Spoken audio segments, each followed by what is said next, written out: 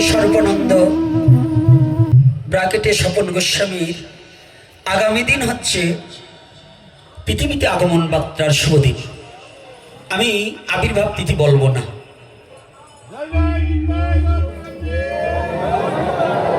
জয় শ্রী রাধা। এর একটা কারণ আছে, নিগূঢ় একটা তত্ত্ব আছে। এটা বাবার দোষ না, আমাদের ভক্তরা কিছু আছি নাচতে নাচতে নৈবেদ্যের উপর ঠ্যাং উঠে দিই। বর্তমান সমাজে সবারই খালি আবির্ভাব হয়, এই যত কানে একটু ফু দেওয়া দিছি সবারই আবির্ভাব হয়, কিন্তু আবির্ভাব একমাত্র যিনি অজনী সম্ভব কনকাবতত, যিনি পৃথিবীতে কোনো রজবীজের জন্ম নয়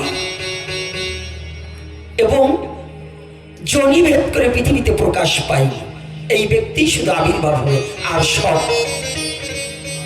অন্যান্য উপাধি যুক্ত হতে পারে।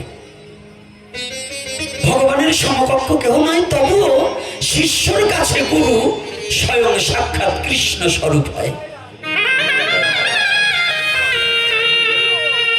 তথাপিও মহিমায় গুরু কৃষ্ণ এক করি যান, গুরু ব্যাক করি দে সব সত্য করিমান। প্রকাশ্যে গুরুকে কৃষ্ণ বলা যাবে না, মহিমায় গুরু কৃষ্ণ স্বরূপ এক করে মানতে হবে এবং জানতে হবে। এই সুবাদে আজকে বাবার আগমন বার্তা আগামী দিন, যেদিন শ্রীমান গৌরহরি, আমি আগে কৃষ্ণের কথা বলবো না, কারণ এই কলির পাবন অবতারই কিন্তু কৃষ্ণ। যুগধর্ম প্রবর্তন, এই যুগের যুগ নায়ক শ্রীমান গৌরহরি। নাকি বৈষ্ণব বাবার আবার কষ্ট পাচ্ছেন না তো? এই গৌরহরির আগমন মাত্রায় যেদিন, এটা দিন দুটো তিথি আমাদের, একটা হচ্ছে যারা রাধা গোবিন্দের যুগল শীতল উৎসব, আর একটা হচ্ছে এমন একটা পুণ্য তিথি যেটা গৌর পূর্ণিমা বলা হয়। আর এই গৌর পূর্ণিমা এমন একটা তিথি পৃথিবীতে কোনোদিন আসছিল কিনা তা আমি জানি না। আমার ক্ষুদ্র জ্ঞান থেকে এই তিথি আর পূর্বে কোনোদিন আসেনি, এই কলির যুগের জন্যই সম্ভব হয়েছে। কারণ যে যুগে দু অঙ্গ এক অঙ্গ হয়ে দোল উৎসবে দুজন প্রেম বিলাসে মত্ত, ঠিক সেই তিথিকে আশ্রয় করে দু অঙ্গ এক অঙ্গ হয়ে কলিতে গৌরাঙ্গ পৃথিবীতে আবির্ভাব হলেন। তাহলে এর চেয়ে তিথি কি আর সত্য যুগে হতে পারে? কি বাবা, এমন মহাবদান্য তিথি কি আর সত্য যুগে হতে পারে? তথাপি আমাদের অনেক ত্রুটি আছে, ওটা নিয়ে পরে আলোচনা করব। আজকে মহাদ্বাদশী ব্রত পালনকারী ভক্তগণ সবার রাতুল চরণে সশ্রদ্ধ প্রণতি জ্ঞাপন করছি। আজকে এখানে আসতে পেরে নিজেকে বড় ধন্য মনে হচ্ছে।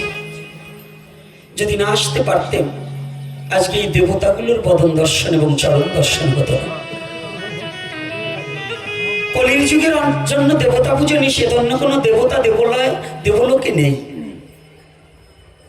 আমি চ্যালেঞ্জ করে বলতে পারি, কলির যুগে কোনো দেবতা দেবলোকে নেই। দেবলোকের উদ্দেশ্যে যারা এই কলির যুগে পূজা পার্বণ করছে, একেবারে ভস্যে ঘি ঢালা।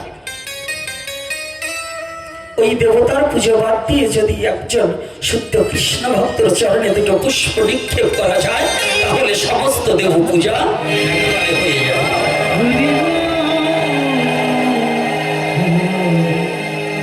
কারণ যে যুগে দেবলোক খালি, নবদ্বীপের গায়ে সমস্ত দেবতা এসে অবতীর্ণ হয়েছে। বলো না, রাধে রাধে। দেখবেন ভাঙার আসে নবদ্বীপে সমস্ত দেবতার পূজা হয়। যারা নবদ্বীপের রাসকে দর্শন করেছে, বৃন্দাবনের রাসে নয়, কিন্তু নবদ্বীপের রাস যারা দর্শন করেছেন, রাস কিন্তু নবদ্বীপের রাস, বৃন্দাবনেও রাস কিন্তু দু প্রকারের। কৃষ্ণের রাশি দু প্রকারের, আবার বলরামের রাসও আছে। চৈতন্য ভাগবত তার নিরূপণ করেছে। কৃষ্ণের রাসের চেয়েও বলরামের রাস কিন্তু আরো নিঘুর। কিন্তু আমরা শুধু এই লীলা কীর্তনের মাধ্যমে ওই যে কীর্তনিয়ারা কি জন্য পথটা যোজন করে, হ্যাঁ বলেন না, পদা বলি না, পথটা যেন কি কীর্তনিয়াটা আছে তাও বলে না। শারদ চন্দ্র সবাই আমরা মনে করি একটা শ্লোকের মধ্যেই বুঝি রাস শেষ। রাস কিন্তু কোন শ্লোকে নয়, ওটা ভক্ত ভগবানের লীলা দর্শন করে সেটাকে রূপ বর্ণনা করেছে। ওই শ্লোকের মধ্য দিয়ে কিন্তু রাস নয়, রাস হচ্ছে কর্মের মধ্য দিয়ে এই দেহের মধ্যে সেই রস আস্বাদন করিতে। ওটা ভগবানের লীলা ভক্ত দর্শন করে রূপ বর্ণনা করেছে, কিন্তু রাস কাউকে দেখানো যায় না, রাস মুখে কখনো বলা যায় না, রাসকে কখনো ব্যক্ত করার বিষয় নয়। তথাপি ওই ভক্তের কলমে যতটুকু তাই। আজ আমি এখানে আসতে পেরে ধন্য মনে করছি, কেন আমার সকল বাবার আগমন বার্তায় অগণিত দেবতায় সুপরিত হয়েছে, তাই আসতে পেরে নিজেকে ধন্য মনে করছি। তথাপি কৃষ্ণ কথা বলতে যাওয়ার আগে যে দুজন ব্যক্তিকে স্মরণ না করলে হরিকথা প্রবেশিকায় যাওয়া যায় না। প্রথমে তো স্মরণ করছি মাতৃ জঠর থেকে এই সমস্ত মায়ামুক্ত হয়ে পৃথিবীতে প্রকাশ পাওয়ার সাথে সাথে ঈশ্বর ভজনের জন্য যিনি রওনা দিয়েছিলেন, প্রাকৃতিক জগতের মায়ার লেশ মাত্র যার গায়ে লাগেনি, সে ব্যক্তিকে সে আর কেহ নয়, কৃষ্ণ দ্বৈপায়ন বেদব্যাস স্বপুত্র শ্রীল সুখদেব গোস্বামী। আমি তো নাম জানেন তার শ্রীপাদ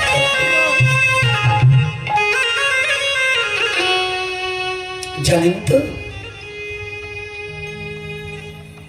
সরে সরে মাসতে তো ভাই হয়, সরে সরে সম্পর্ক ভালো হয়, গাঁজা করে সম্পর্ক ভালো হয়, সাধু সাধু সম্পর্ক ভালো হয়। সরে আর সাধু কোনোদিন মিশবে না।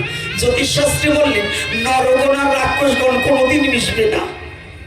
এই জন্য বিবাহ করার আগেও নরগণ আর রাক্ষসগণ যদি দুজনের এক হয় তাহলে সংসারে শুধু ঝগড়া বেঁধে থাকে, তাই না বাবা? তাই আজকে ভাগবতের একেবারে প্রবেশিকায় তাই কেমন কেমন ব্যক্তির সাথে সাক্ষাৎ। দেখুন, একজন হচ্ছে মাতৃগর্ভ থেকে মায়া থেকে, আর তিনি যার কাছে হরিকথা ব্যক্ত করছেন তিনি হচ্ছে মাতৃগর্ভে বসে ভগবানের রূপ দর্শনকারী। বলো না রাধে রাধে। কায়দা আছে না? কি কায়দা আছে না? এটার নাম সনাতন ধর্ম। সনাতন ধর্ম কোনো ফাঁকি ঝুঁকির ধর্ম না, সনাতন ধর্ম কোনো মিথ্যা কথার ধর্ম না, সনাতন ধর্ম কোনো গল্পের ধর্ম না, সনাতন ধর্ম কোনো পরের কাছে হাত পাতা ধর্ম না।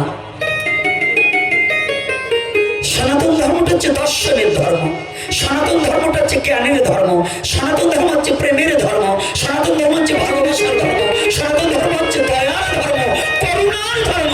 তাই হচ্ছে সনাতন ধর্ম। বলো না রাধে রাধে। কত মিল দেখেন প্রত্যেকটা কথা। শাস্ত্র এত চমৎকার করে সাজিয়েছে শাস্ত্রখানা কৃষ্ণ দ্বৈপায়ন বেদব্যাস। বুঝি না তাই খুঁজি না, আর খুঁজি না তাই বুঝি না। বুঝলে কিছু খুঁজতাম, আর খুঁজলেই কিছু বুঝতাম। আমাদের একটা সমস্যা আছে, সেটা কি জানেন? না জানার অনেক বিপদ। জানতে চাই না, সনাতনী জাতি জানতে চায় না যে সনাতন ধর্ম কি আছে। আজকে দেখুন দুজনের কত বড় গভীর সম্পর্ক।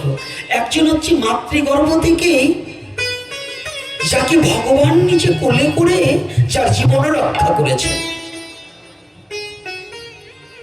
আচ্ছা বলুন তো, আমরা এত ভগবানকে ডাকছি, আমাদের তো রক্ষা করছেন, তবে রক্ষা করছেন এটা কি সত্য কথা?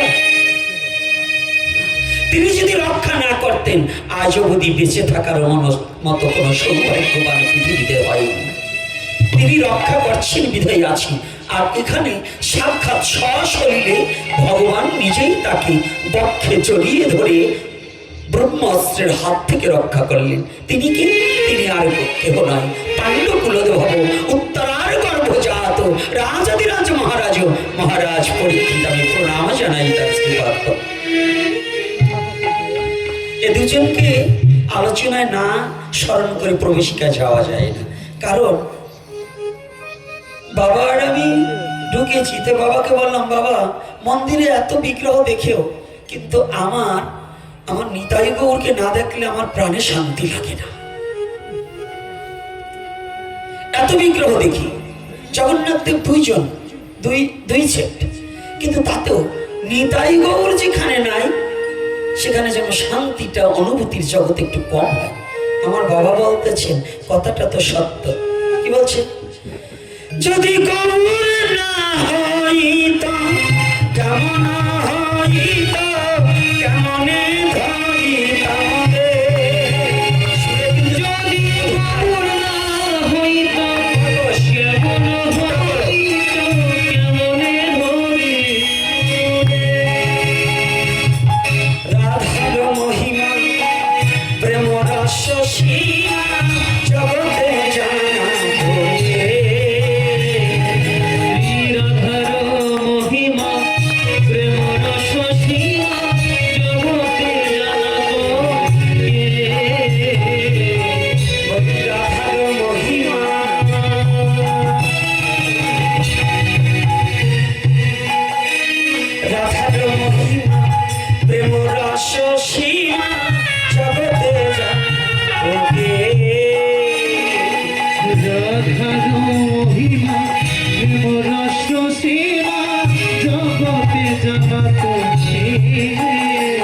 জীবের বন্ধ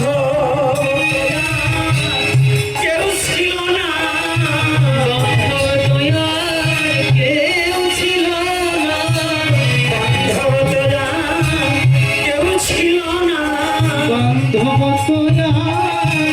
কেউ ছিল না। যদি আমার গৌর হরি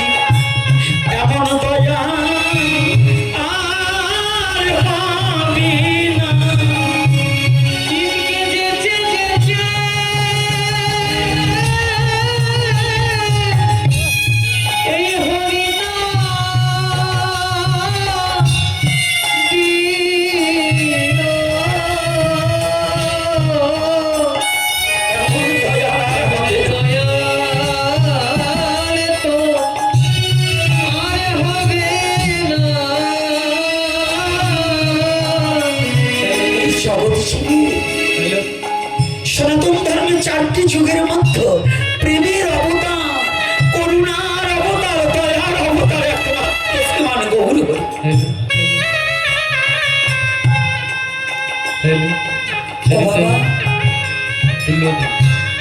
আজকে যত বৈষ্ণববৃন্দ একত্রিত হয়ে বসতে পেরেছে,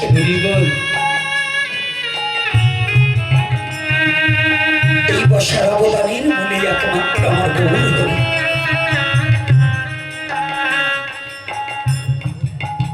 যতই অবদান আছে তার মধ্যে শ্রেষ্ঠ অবদান গৌরাঙ্গ অবদান। এজন্য বলছেন কি, অবতার সার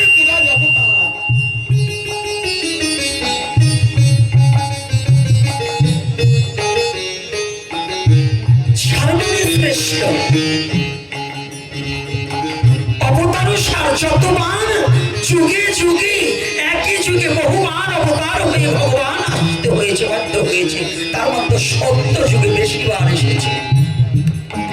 সত্য যুগকে আপনারা ধন্য মনে করেন না যে সত্য যুগে এই কলিযুগে জন্ম না গ্রহণ করে যদি সত্য যুগে জন্মগ্রহণ করতে পারতাম? এটা মূর্খের কথা, এটা অবুদ্ধের কথা। সিদ্ধ ভক্ত বললেন, প্রভু জানেন সত্য যুগের জীব চাইছে যে আমি কলির যুগে গিয়ে যেন জন্মগ্রহণ করতে পারি। কারণ যে যুগে ভগবান নিজেই ভক্ত হতে চায়, ভগবান নিজেই ভক্ত হয়ে গেছে, সেই যুগের চেয়ে শ্রেষ্ঠ যুগ কোনো কালে হয়েছে? অন্য যুগে ভগবান রাজা হয়েছে, শাসন দণ্ড হাতে নিয়ে ভগবান শাসন করেছে।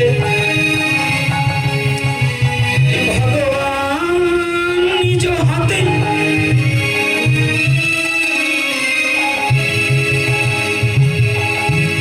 নিজ হাতে বধ করেছে। একটু ভাসিয়ে দাও তো বাবা। ইলেকট্রিক্যাল যন্ত্র ব্যবহার করি আমাকে বাঁচাবার জন্য। রাত্রে একটা দিনে একটা এত প্রোগ্রাম করে বাঁচতে পারি না। আগে বক্সে লাগেনি, কিন্তু এখন আমি ইলেকট্রিক্যাল যন্ত্র ব্যবহার করে নিজেকে বাঁচাবো। সেটা যদি না হয় তাহলে এতে প্রয়োজন নয়। আর আমার মহাপ্রভু কি বললেন?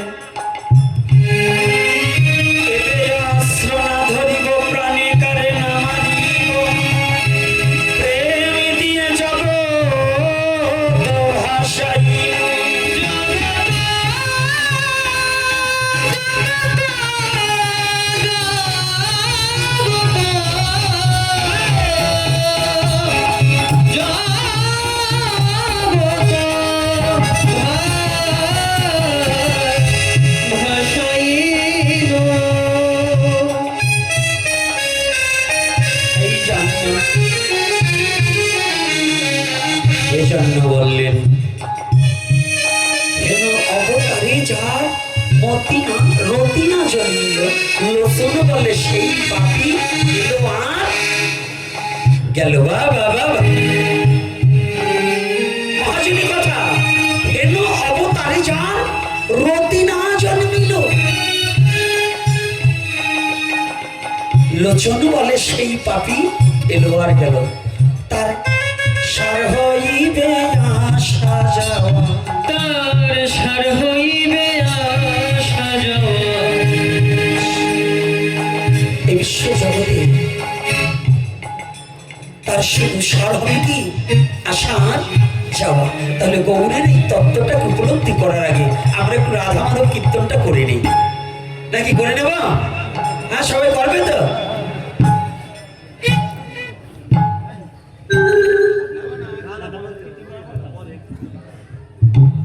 একটু পরে দাও দাও দাও।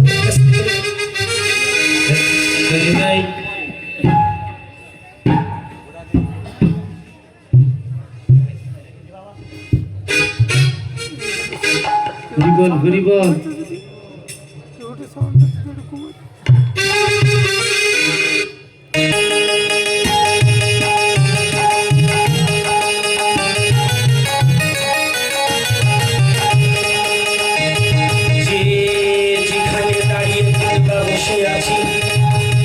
সনাতনী হলে বড় তারি দেব, আর বদনে রাধা মাধব কীর্তন করিব।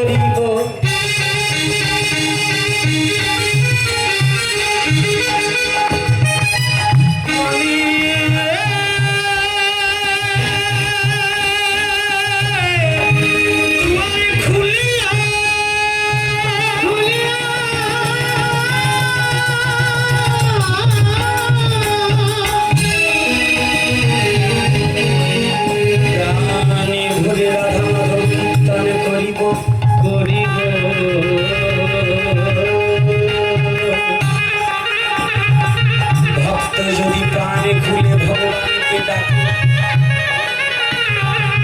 ভগবান কি আর থাকিতে পারে?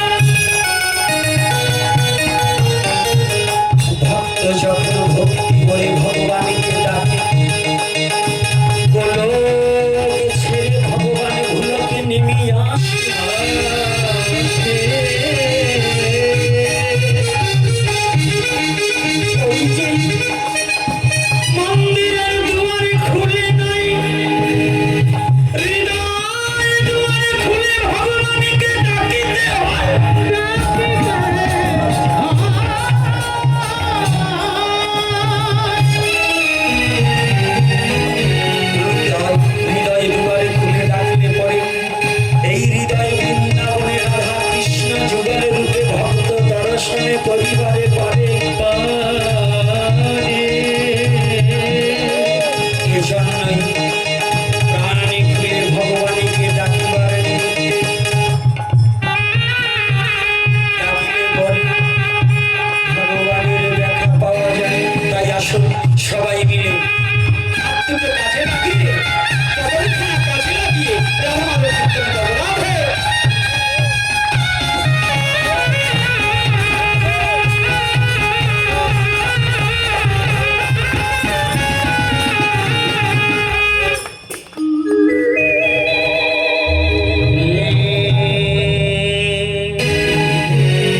জয় রাধা মাধব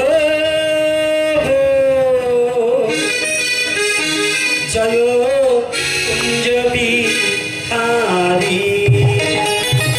সবাই জয় রাধা মাধব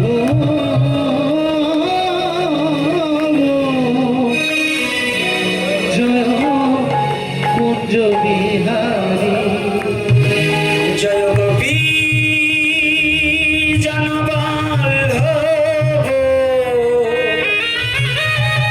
জয় গিরিবর ধারী।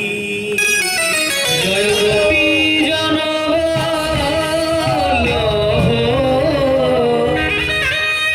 জয় গিরিবর ধারী জয় রাধা মাধব জয়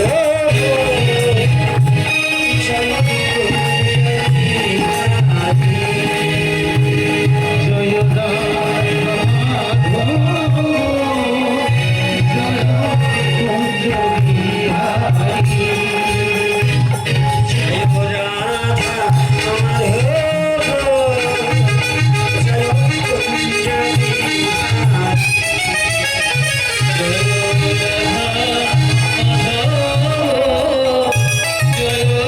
কুঞ্জ বিহারী জয় রাধা মাধব জয় কুঞ্জ জয় গোপী জনবল্লভ জয় গিরিবর ধারী। জয় রাধা মাধব জয় কুঞ্জ বিহারী।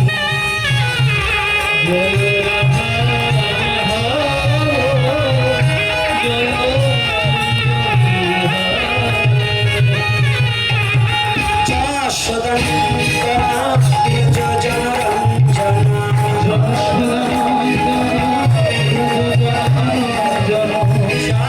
যশোদানন্দনা যোজন রঞ্জনা সোমনাথির বনচারী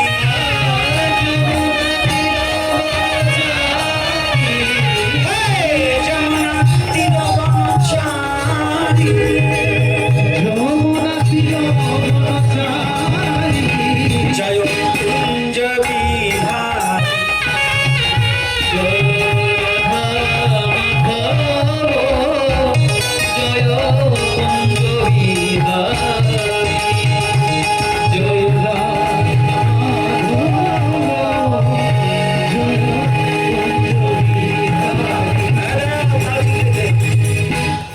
পাটবাড়িতে এসে একটা আমার হিংসা হচ্ছে।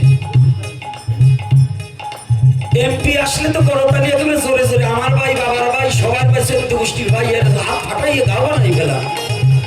এই হাতের শক্তি কোনো এমপি দিয়েছে? কথা বলেন না কেন?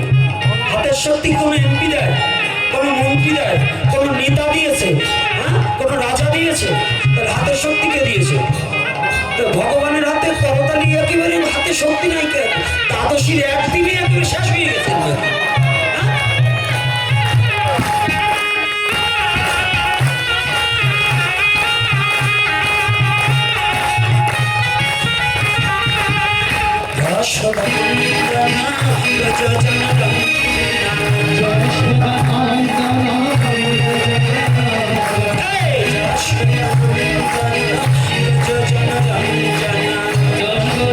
ঠিক আছে।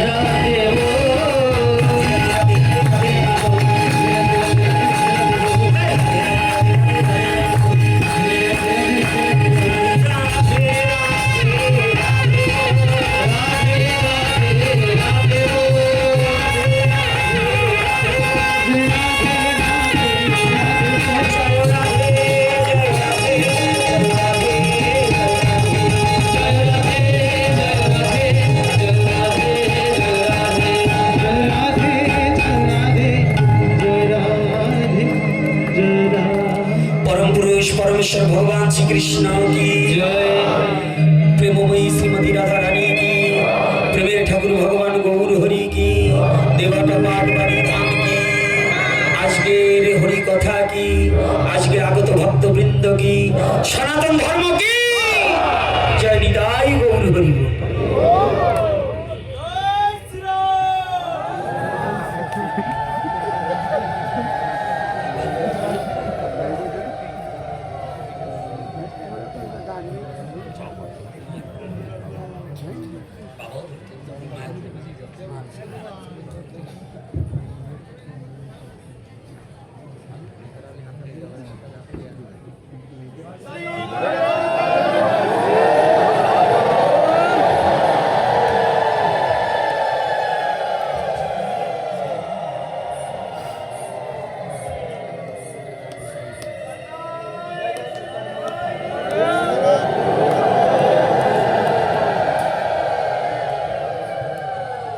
জয় শ্রী রাধে। সকলে ভালো আছেন তো?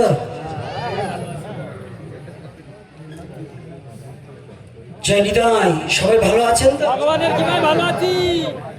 ওই একজনেরটা ঠিক হয়েছে আর সব কটা উল্টো হয়েছে।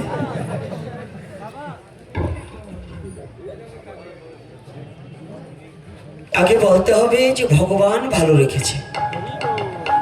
ভালো রাখার মালিককে। তাহলে আমরা তার কথা না বলে আমরা বলছি ভালো আছি। আমি কি ভালো থাকতে পারি?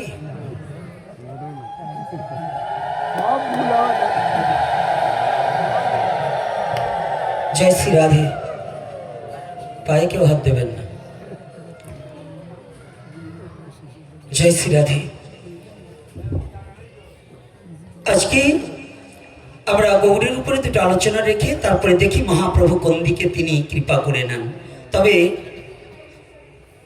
আবার প্রবেশ করার আগে আর একটা অনুরোধ করছি, এই ব্যাসাসনে যোগ্য আমি নয়। ইতিপূর্বে যে দুজন আলোচনা রেখেছে, এই রসগোল্লা রসমালাই খাওয়ার পরে নিম পাতা খেলে কি ভালো লাগে? হ্যাঁ? এই বাংলাদেশের মধ্যে যিনি হরিকথা সারা বাংলার বুকে ভারতবর্ষে প্রচার করে বৈষ্ণবের হৃদয়টাকে প্রশান্ত করেছেন, তিনি আমাদের বুধঘাটার বিল্লমঙ্গল দাসজি বাবাজি বাবা। তিনি আপনাদের মনোরঞ্জন করিয়াছেন। আর আমি হচ্ছি দুরাচার, দুর্বুদ্ধি, অনাচার। আমার আচার আচরণ নেই, হরিকথার কিছুটাই আমি জানি না। তথাপিও আপনারা যে কৃপা করে আপনাদের চরণ প্রান্তে ডেকেছেন, আমার বিল্লমঙ্গল বাবা বলছে, বাবা আপনার অপেক্ষায় অধীর অপেক্ষায় ভক্তরা বসে আসে। আসলে আমার অপেক্ষায় নয়। যদি বাংলাদেশে বিদেশি একটা কুকুর আসে, তো রাস্তার পরে অনেক লোক দাঁড়িয়ে দাঁড়িয়ে থাকে ওই বিদেশি কুকুরটাকে দেখার জন্য। দেখুন, আমার এই টাকাটা কি সার, আমার কিন্তু এই হরি কথা হয় না এখন।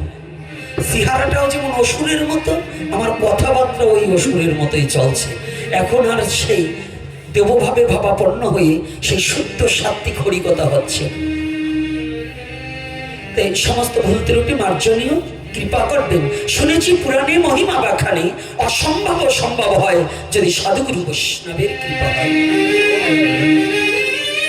আপনারা সেই সাধুজন, সজ্জন, বৈষ্ণবজন, ভগবানের আপন জন, ভগবানের কথা একমাত্র তার মুখেই শোভা পায়। জানেন তো, স্বপন বাবার সম্বন্ধে সবচেয়ে কে ভালো জানি? আমি তার চরিত্র সুধা বর্ণনা করব, আমি তো অনেক দূরে থাকি। তাহলে যে তার নিকটবর্তী কাছে থাকে, তাহলে তার চরিত্র সুধা সম্বন্ধে সে ভালো জানে।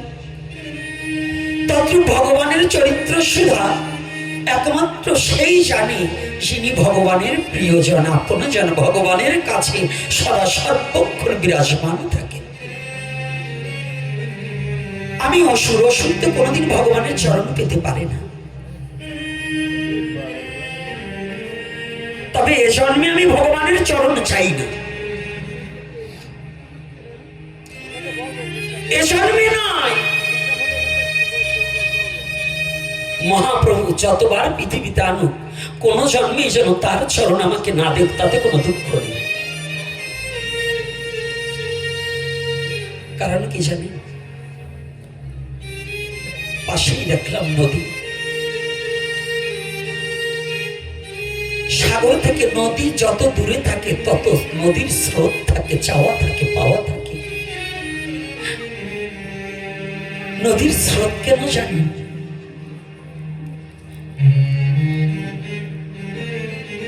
নদীর একটা পাড় ভেঙে যায়। এই পাড় ভাঙা ভাঙি একটাই শুধু নদীর আকাঙ্ক্ষা যে আমি কবে কতদিনে সাগর বন্ধুর সাথে একটু মিলন হতে পারবো। আর এই নদী যখনই গিয়ে সাগর বন্ধুর সাথে মিলন হয়ে যায়, তখন আর ওই নদীর জলের, ওই সাগরের জলের কোনো স্রোত থাকে না, ডাকাটাকি থাকে না। তাই আমার আপনাদের কাছে বিনোদ প্রার্থনা, এ জন্মে নয়, কোন জন্মেই যেন গৌর হরি চরণ না পাই, তাতে কোনো দুঃখ নেই। হরি বল, হরি বল। তবে যেন গৌর হরি করুণা করে দুটি জিনিস আমার কাছ থেকে কেড়ে না নেয়। সব নিয়ে নিয়ে কোনো দুঃখ নেই, শুধু দুটি জিনিস যেন গৌর হরি আমার কাছ থেকে কেড়ে না নেয়।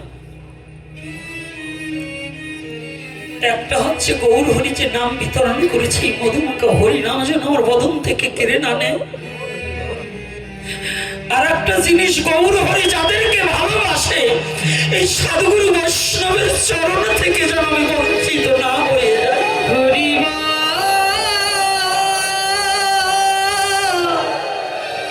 হরি হরি বল।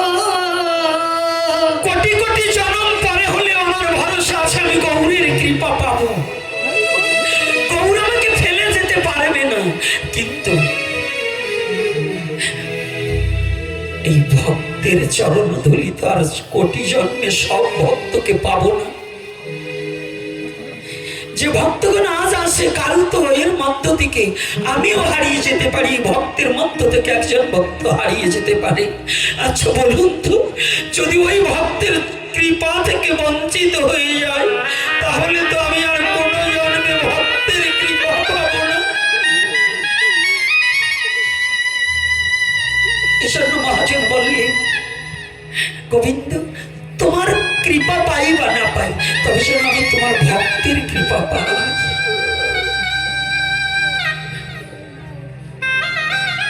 আর ভগবান বললেন, ওরে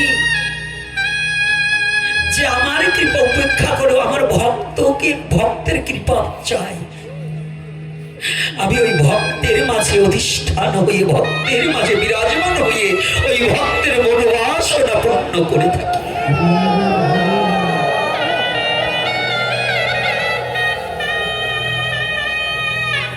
আজকে যে যুগে যুগ পুরুষোত্তম, যুগ নায়ক,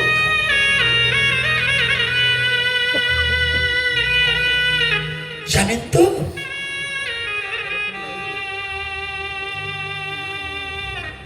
ধন্য কলি কেন বললেন?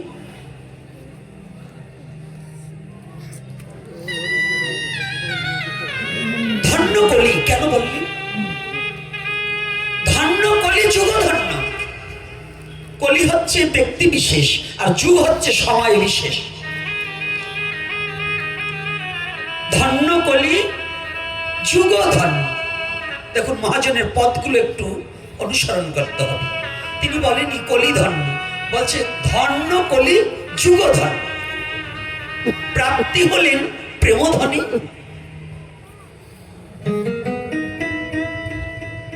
ধন্য শ্রী চৈতন্য আমার চেতন করলেন প্রেমদানী। কলির যুগ নিয়ে যে আমরা লাফালাফি করছি, যে যত বৈষ্ণব আছি, আমিষ বুঝি, নিরামিষ বুঝি, আর ওই সহজিয়া বাবাজি, ইস্কন, গৌরীয়, ওই বাবাজি মত, যত যত মত আছে, যারাই লাফালাফি করছি, মূলত একটা বস্তুর জন্য। সেই বস্তুটা কি?